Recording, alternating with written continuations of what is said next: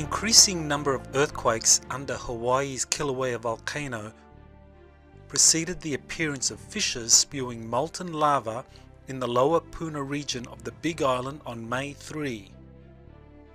The newly active fissures have led to the destruction of homes, evacuation of residents, closure of roads, and emissions of poisonous sulfuric gases that will impact the region for months, if not years to come.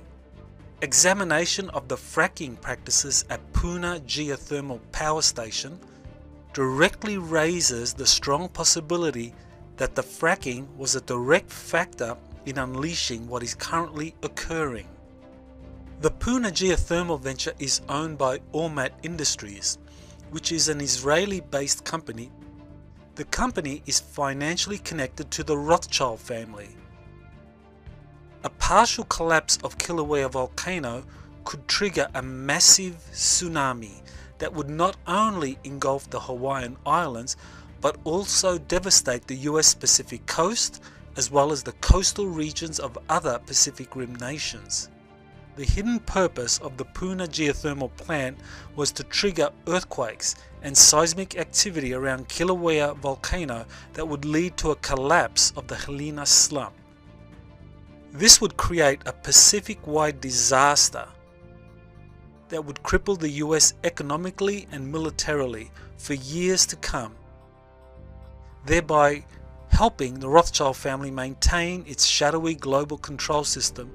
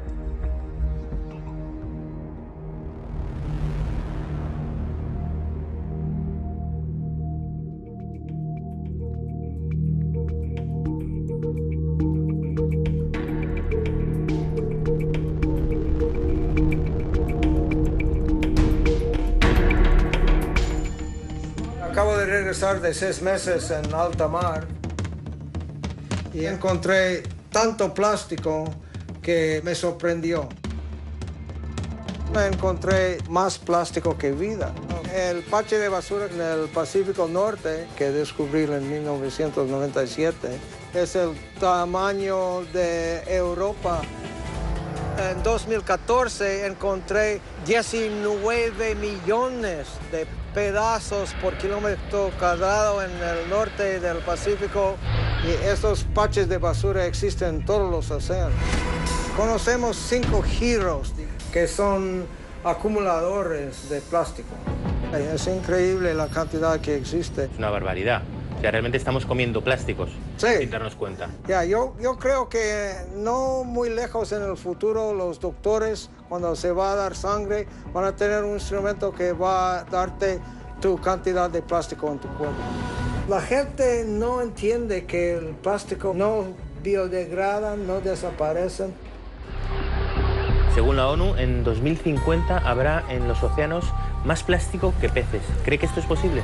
Es seguro por vivir un estilo de vida desechable. Todo que existe en nuestras vidas tiene una parte de plástico, casi todo. El problema es grave. No vamos a tener peces para comer, no vamos a tener aire para respirar y no vamos a tener agua para beber. Nosotros producimos el peso de la civilización humana cada año en plásticos.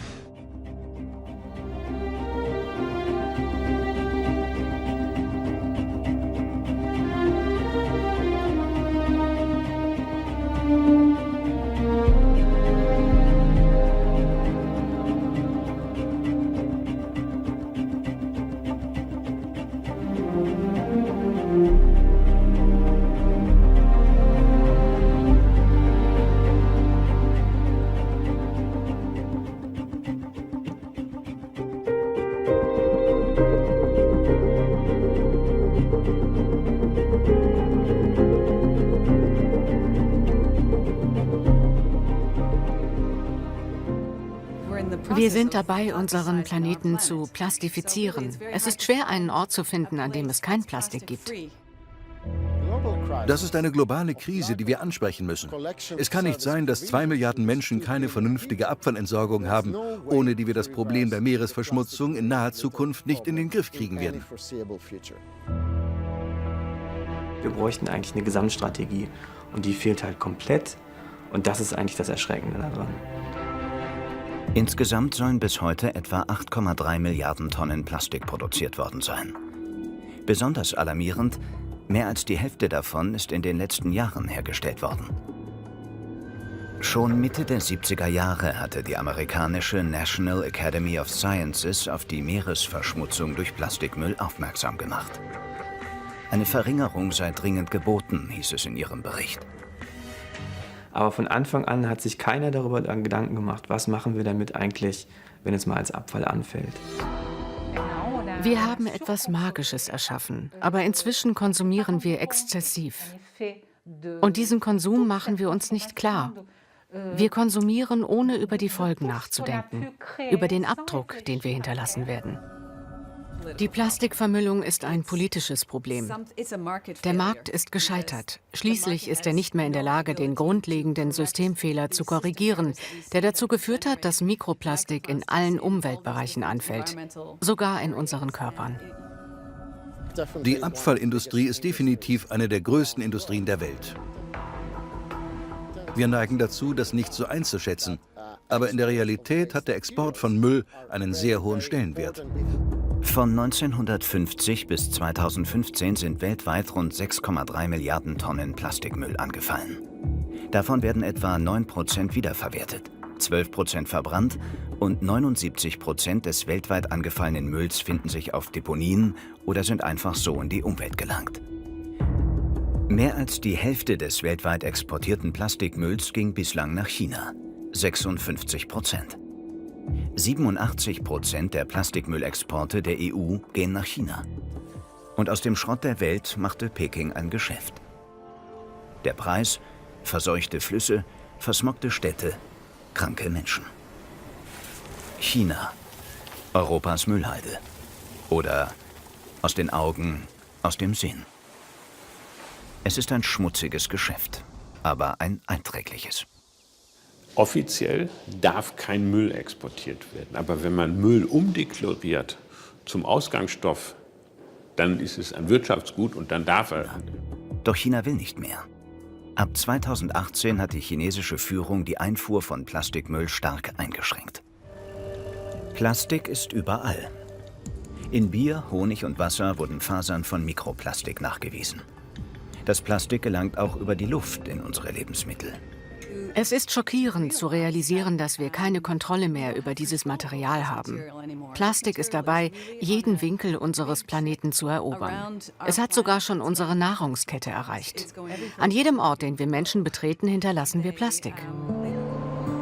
Das Ende der Plastikvermüllung unserer Meere beginnt an Land, mit unserem Konsumverhalten. Es ist eigentlich ganz einfach. Die Natur kennt keinen Abfall. Alles ist Nährstoff. Alle Dinge, die verschleißen, müssen in biologische Kreisläufe gehen. Alle Dinge, die aber nur genutzt werden, müssen in technische Kreisläufe gehen. Nur wir machen Abfall. Und wenn wir lernen, keinen Abfall mehr zu machen, sondern alles zu Nährstoff zu machen, dann können wir auch leicht 10 Milliarden Menschen auf der Erde sein.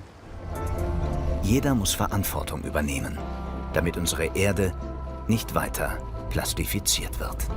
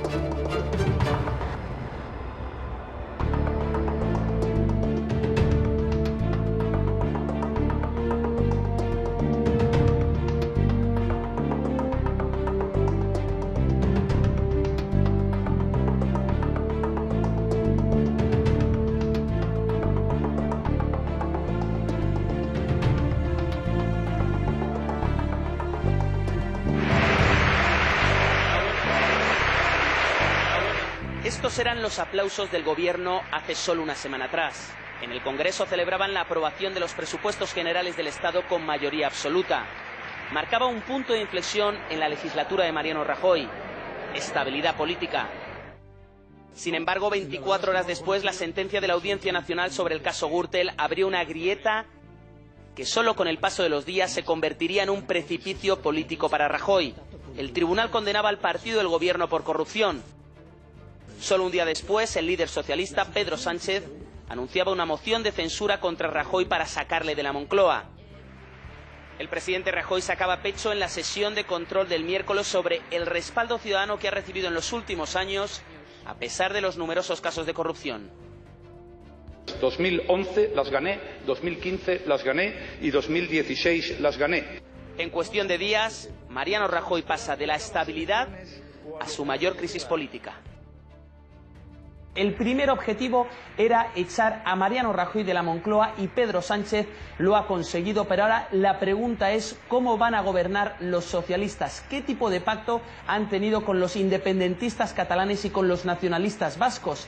Precisamente en los últimos días, Mariano Rajoy de manera peyorativa hablaba de un gobierno Frankenstein.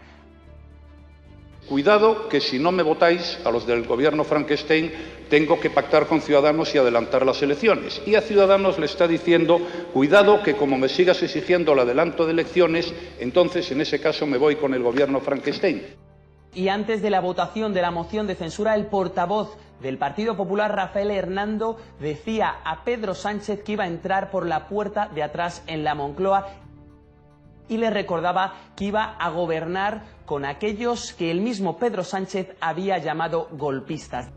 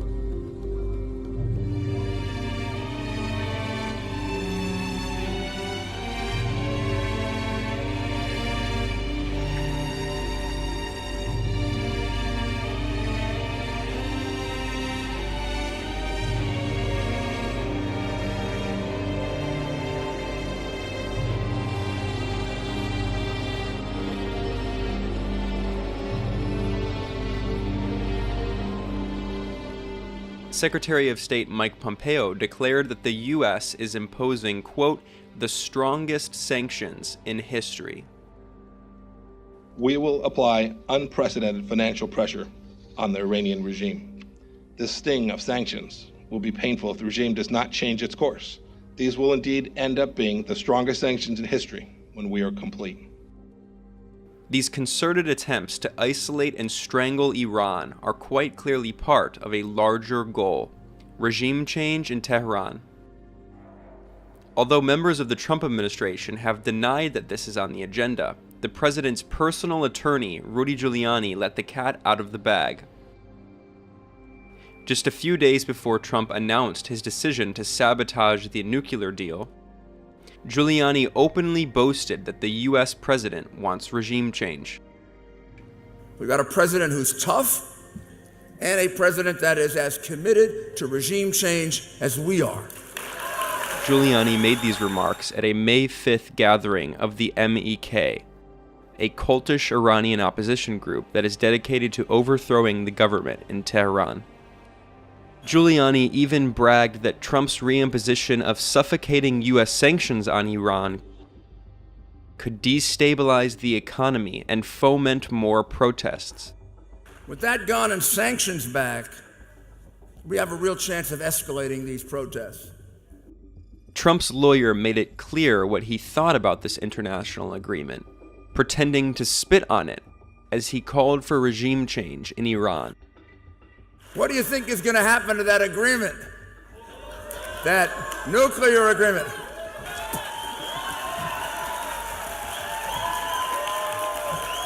This annual conference is a front for the opposition cult, the Mujahedin-e-Khalq, known by the acronym the MEK.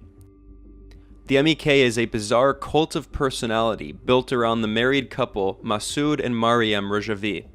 The Islamist opposition group, which is even more authoritarian than the Iranian government, is extremely unpopular inside Iran, but claims to be the official voice of the Iranian opposition in exile.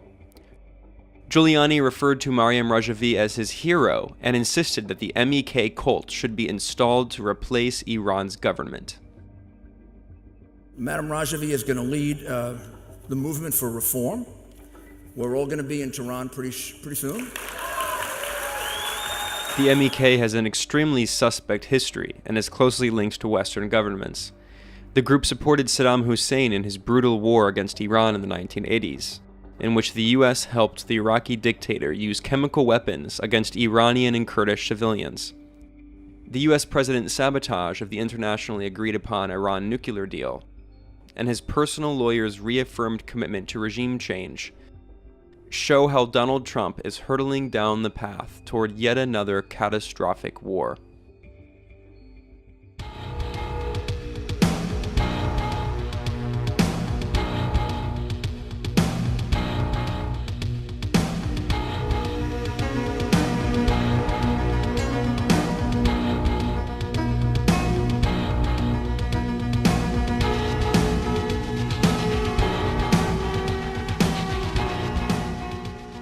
Ich glaube, der große Hammer, der wird noch kommen.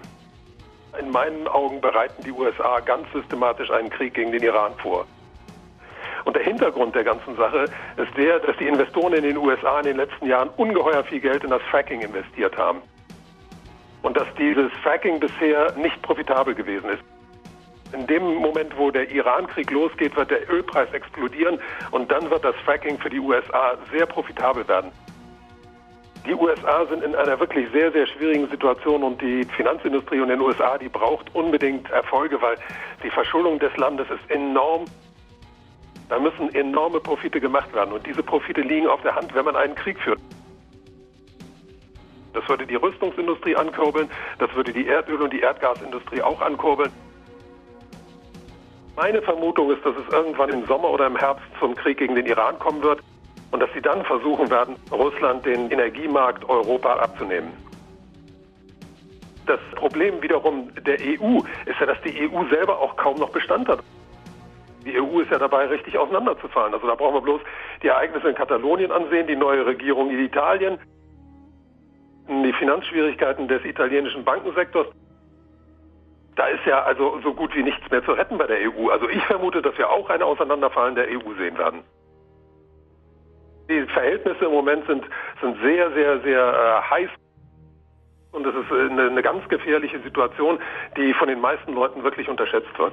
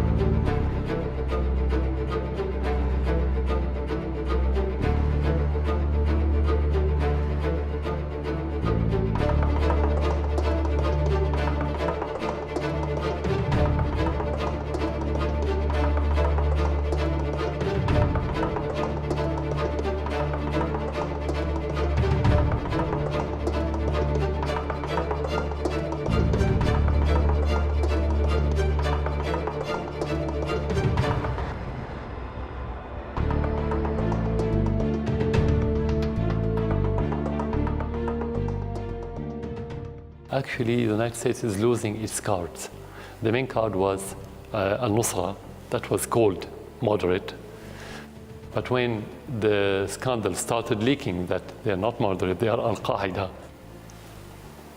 that was supposed to be fought by United States, they look for another card. This card is the SDF now. The only problem left in Syria is the SDF. We're going to deal with it by two options. The first one, we started now opening doors for negotiations. If not, we're going to resort to liberating those areas by force. We don't have any other options. This is our land, it's our right, and it's our duty to liberate it. And the Americans should leave somehow. They're going to leave.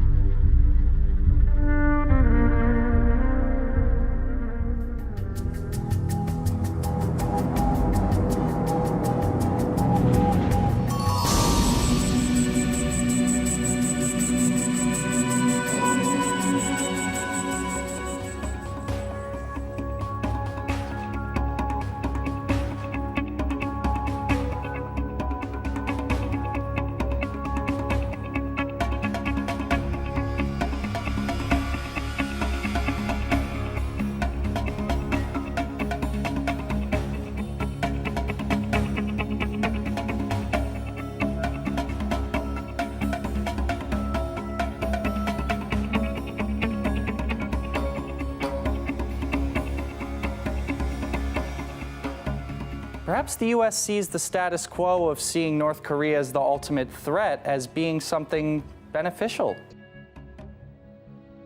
South Korea is spending billions of dollars making bases and paying U.S. troops, essentially, to be there to ostensibly protect against a threat up in the north.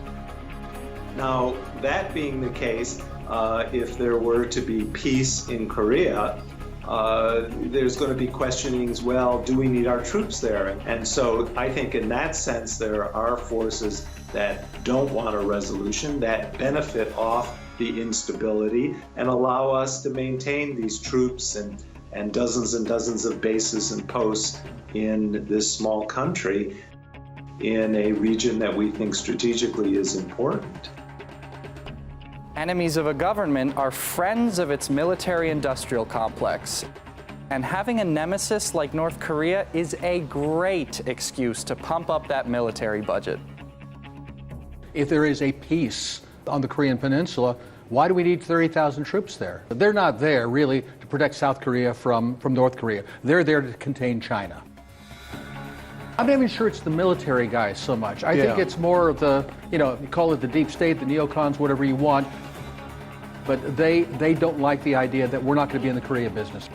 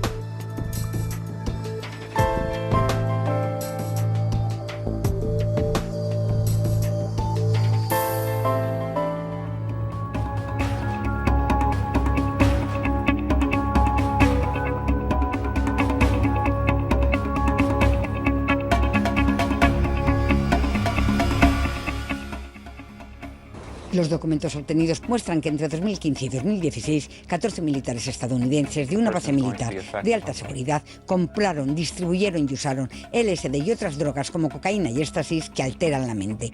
Algunos pilotos reconocieron ante el tribunal que sintieron paranoia y pánico durante horas. No sabía si iba a morir esta noche o no. Testificó un soldado que reconoció que no hubiera podido responder en caso de emergencia. La mayoría de estos militares pertenecían a un escuadrón que custodia un tercio de los 400 proyectiles nucleares. Algunos tienen una potencia 20 veces superior a la bomba que destruyó Hiroshima.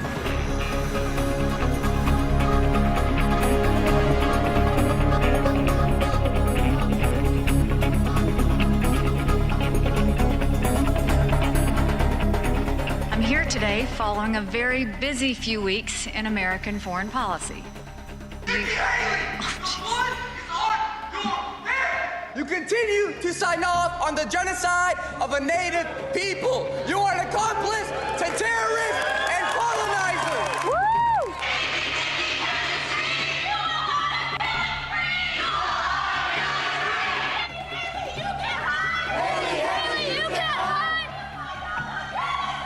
You signed off on genocide!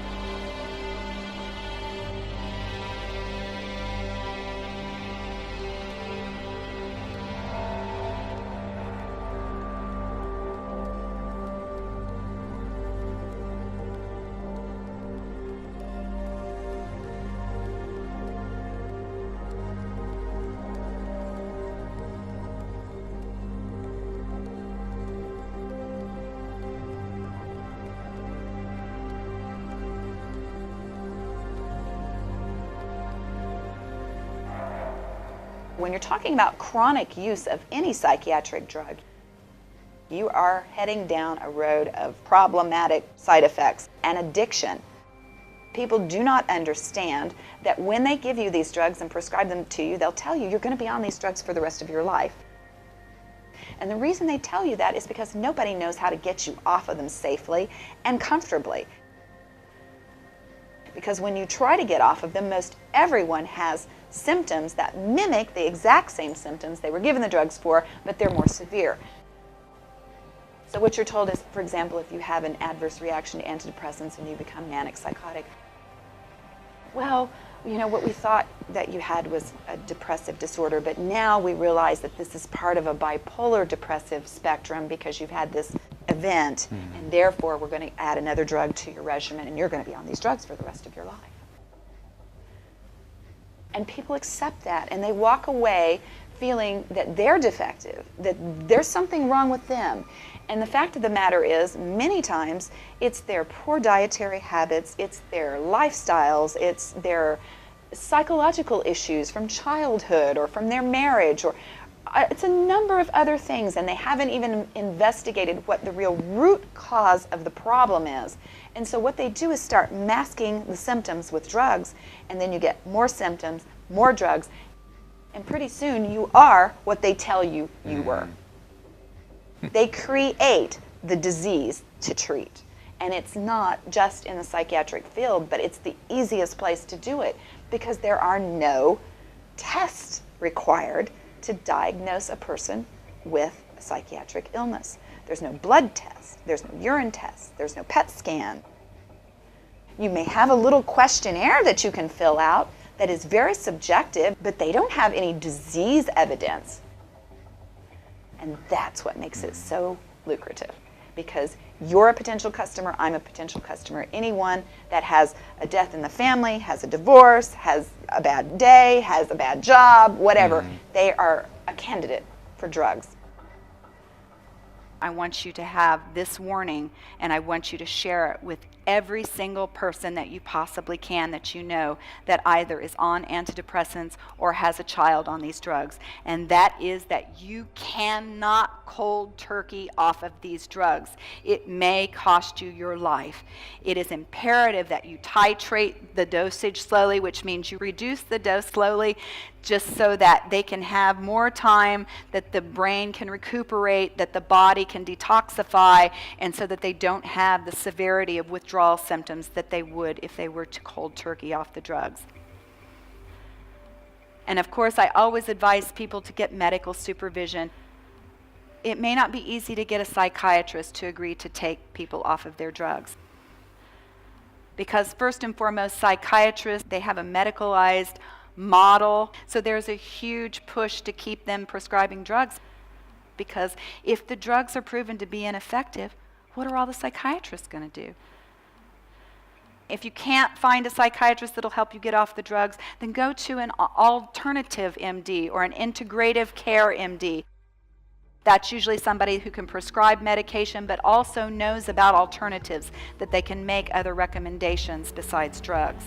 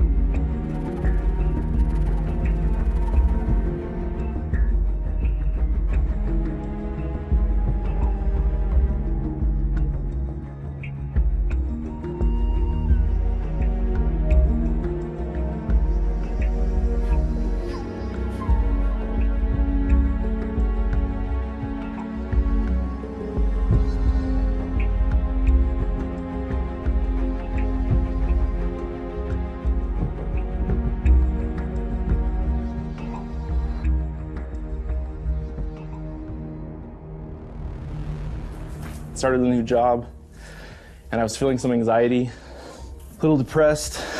So that's when I got on. Effexor, and a few days after that is when I started feeling that inner pain, feeling like I had to get out of my own skin. So basically, what I do on a daily basis is I just pace, and I pace, and I pace, and I pace. If I don't pace, and I sit it makes everything a lot worse, and the pain inside gets worse. You know, a lot of people say that. Trust doctors, they know what they're doing. Until you find out that they don't. When you're hurt by something, a medication especially, the doctors almost become defensive when you're trying to tell them things like this, and their only answer is to try more drugs and try more drugs and try more drugs.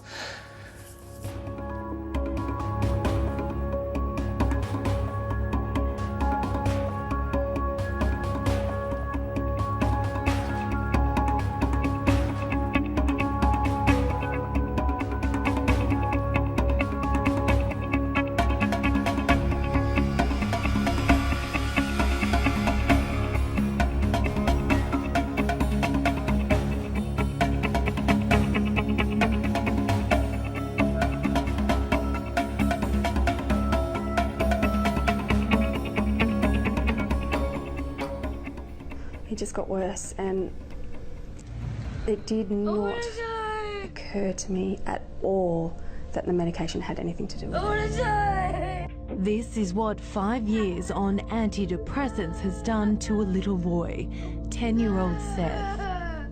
Before this, Seth was an anxious but otherwise happy child. I got a bird, finally. Seth was 5 when Mum Donna was recommended the antidepressant Arapax, also known as paroxetine, by their family GP. She didn't actually see him to diagnose anything. The GP also failed to advise of any possible side effects.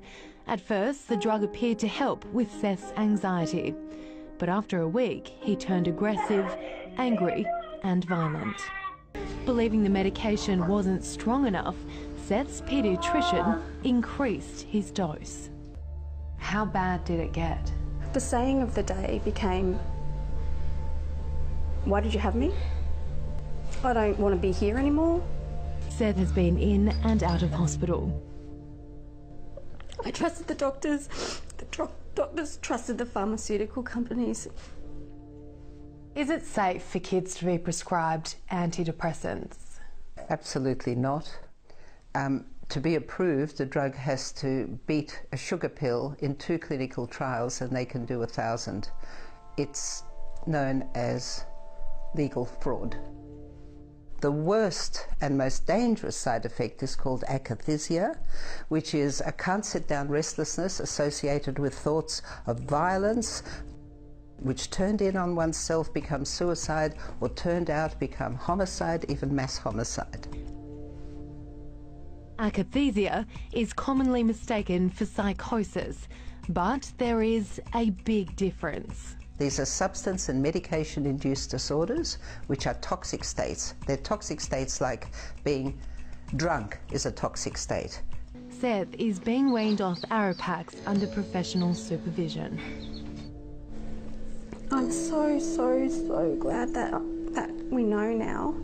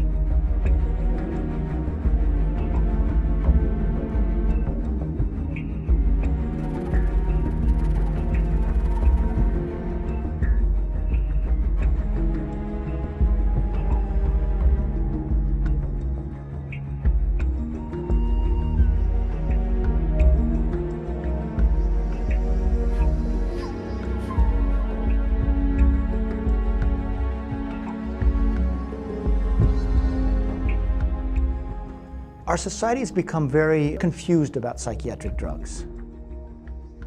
We've been told that they fix chemical imbalances, they help people live normal lives. And yet, what has happened in the last 20 years? As a society, are we seeing a reduction of the burden of mental illness in our society? Not at all. We have more people depressed, There's been an explosion in bipolar patients. Now we need to ask, what's going on? And why do we keep doing it if it's not working? There's a couple reasons why I think we keep doing it. One is it is a commercial story. So pharmaceutical companies basically tell us a story that these drugs are very effective and you got a chemical imbalance. So it is a story about how the pharmaceutical industry, and in collaboration with psychiatry, frankly, they've put out this image of human beings very happy, and that their mind's a settled place, sort of, and it's not a place where you feel sad or grief or anxiety. All these emotions that we actually do know are very common to human beings, especially anxiety. But they have told us a story, that's a disease to feel anxious. And they're also telling us a story, we have this magic pill to eliminate that disease. And then once that story gets fixed, habits get fixed. Doctors start saying, oh, this is what I do when someone comes in complaining about some stress in their life. I prescribe an SSRI, and I get reimbursed for that. And you basically get these patterns set up where the whole society is set up to act in this way. Insurance reimbursement, and belief systems, and doctors. And even when you see bad outcomes, you see more people depressed, you see disability rates rising in our country, it doesn't seem like there's a good mechanism for checking this and for us to say, maybe we should try something different, like diet or exercise. We have made extraordinary wide use of psychiatric drugs, and at all ages. You know, we're putting 5-year-olds, 6-year-olds, youth on these drugs. Now, we have had a lot of high-profile killings in the last 20 years, and there's obviously a lot of cultural factors involved. But there's a pretty strong strain in the literature that these psychiatric drugs can, in fact, stir homicidal ideation, such as SSRIs. Do they increase the risk of suicidal and homicidal ideation? It's quite clear that they do. I think there's two things that may be going on with the psychiatric drugs and violence. One is something, the drugs can stir something called akathisia. Akathisia is this inner agitation where you just feel like you can't get comfortable anywhere. People almost talk about it as an inner torture. Akathisia is well known to be associated with violence and risk of homicidal ideation and homicidal behavior. Now, I think there's another thing, and this is more speculative. You know, with some of these drugs, you actually get a diminishment in your frontal lobe activity. And our frontal lobes are a part of our brain that say, hey, do this or don't do this. It's the part of this that makes us human and allows us to monitor our activities. And if you lose that monitoring, you may be losing some self-reflective behavior that would, when a crazy idea like shooting someone comes up in your head, normally the frontal lobes would say, well, that is a really bad idea. Do antipsychotics diminish frontal lobe activity? Absolutely. And there is some evidence that SSRIs sometimes can do it as well. Academic psychiatry is preserving, one of its products, which is psychiatric drugs, and that's a big reason for it.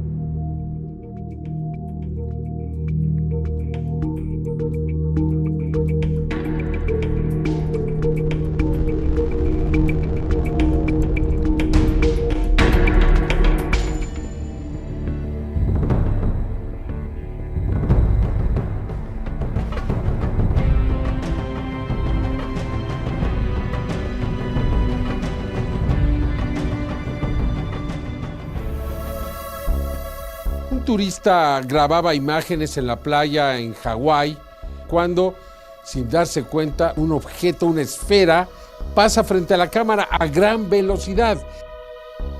Resulta evidente que el objeto es sólido y que se mueve a una velocidad impresionante. Down there is Area 51, and if you could see those lights down there, it's been going on for the last couple of days. You can see lights like going up and down and moving all around. Look, it's going up. It's starting to go up. It's been there for like the last 20 minutes or so. Now it's going up. This has been going on for the last couple of days, and I don't know what it is.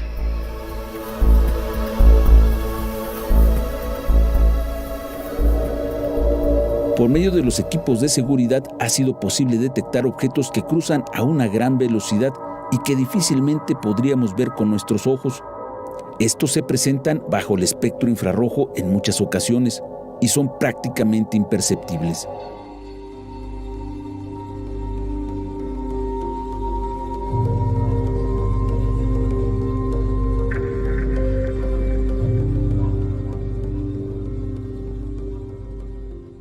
I'm pretty sure that there's somebody that's benefiting from the power or the advantage of maintaining this exclusive little club that they've got, which knows a lot of things that the rest of us don't know.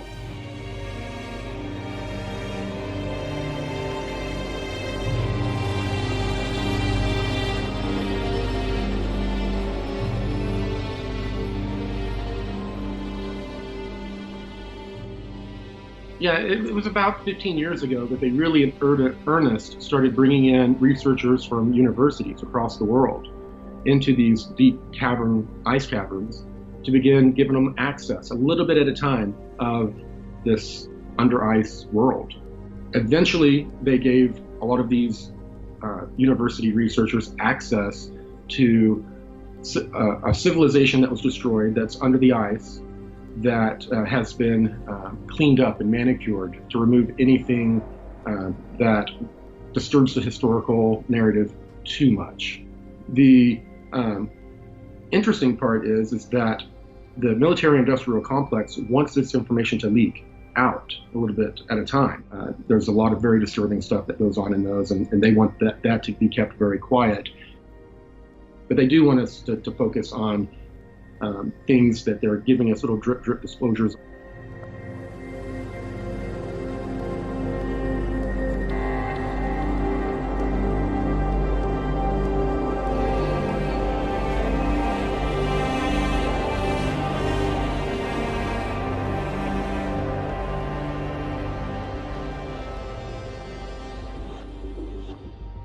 Earth is like the planet of 1,000 galaxies. There's alien races coming through here all the time. It was the Anunnaki who were here, and they were manipulating DNA. They were creating all these hybrid races that were partially human and partially something else.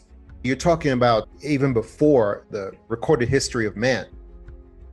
We can see them represented everywhere on the monoliths, the megaliths throughout the Earth, and even on other planets. The thing is, alien abduction and alien visitor phenomena, it's not leveling off. It's only increasing as time goes on. And what's the reason for that? Is because they are desperate to form connection with human beings. We have something that they want very badly. With their technology, they could have had all our gold a long time ago, very easily. What they want is more precious than gold. They want connection to human souls, to human spirit. That's what they want. One thing that abductions and animal mutilations have in common is that they're not really what they're named for. That's another deception by the elite powers in control. Alien abductions of humans are not really abductions, they are harvestings of tissue, of human tissue.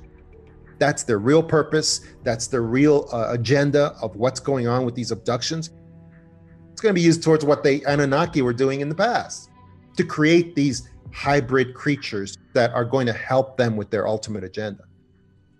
There is a standing order that has been out for 60 years to all the nations, which just basically very simply says, do not reveal or allow to be revealed anything real concerning alien visitors, UFOs, or alien visitation in general.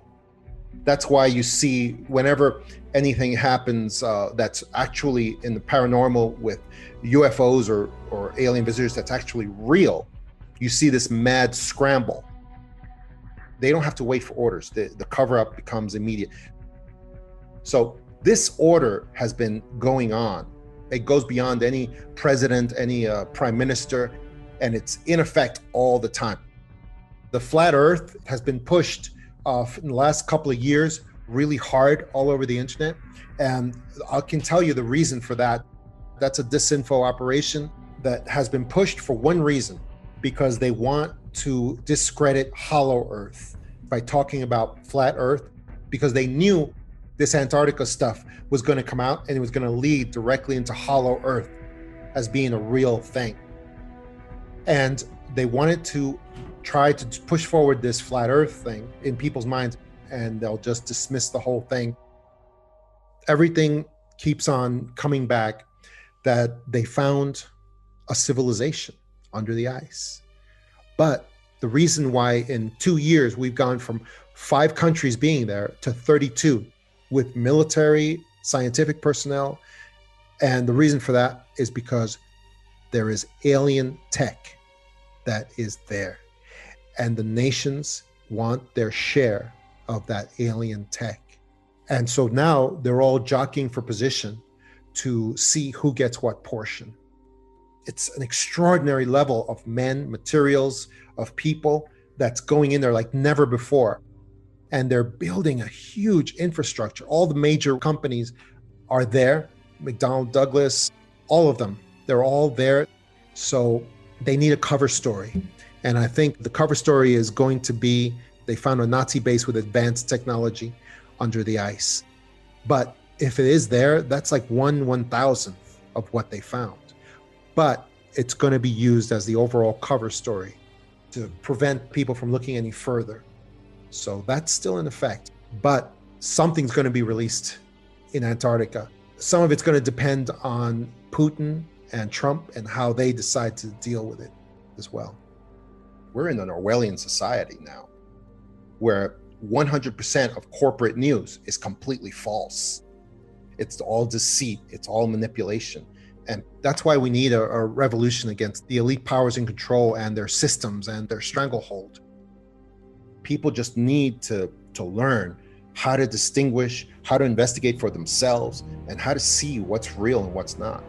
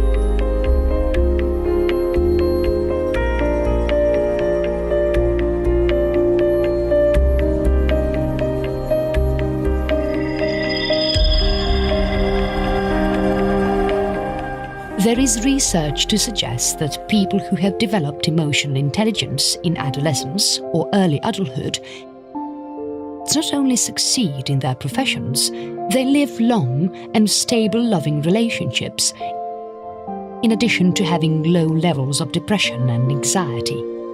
There is evidence also that these people are even healthier. 5 elements that need to be worked to develop an emotionally intelligent mind are self-knowledge, self-control, motivation, social skills, and empathy. Of these items, which may still be unknown, is empathy, which in general is the ability to put yourself in someone else. Among the features of emotional intelligence is the ability to control impulses, channeling emotions for appropriate situations, practice gratitude, and motivate people, and other qualities that can help encourage others. Emotional intelligence, for most scholars of human behavior, can be considered more important than the mental intelligence. The first 3 factors are linked to the intelligence intrapersonal. The ability to understand himself, to produce a true and accurate representation of yourself, and use it permanently and creatively. The remaining 2 are connected to the intelligence interpersonal. The gift of understanding others, which elements stimulate them, how they operate, and how to act with them associatively. A great self-consciousness factor is honest with yourself about who you are. You know where does very well and where you have trouble, and accept those things.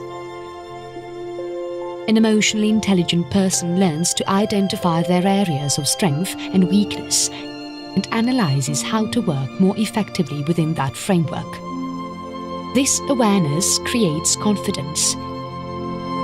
Self-awareness also comes to recognize emotions when they sprout, instead of identifying them badly or ignore them. When an emotionally intelligent person suffers a failure or setback, she can recover quickly.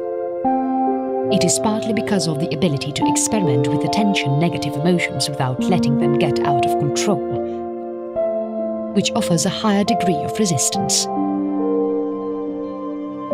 Self-awareness allows you to monitor, observe in action. You must first understand what makes you act as you do, or starting to change your behavior for better results. You need to understand what is important to you, the way you experience things, whatever, like feelings, and how are the others.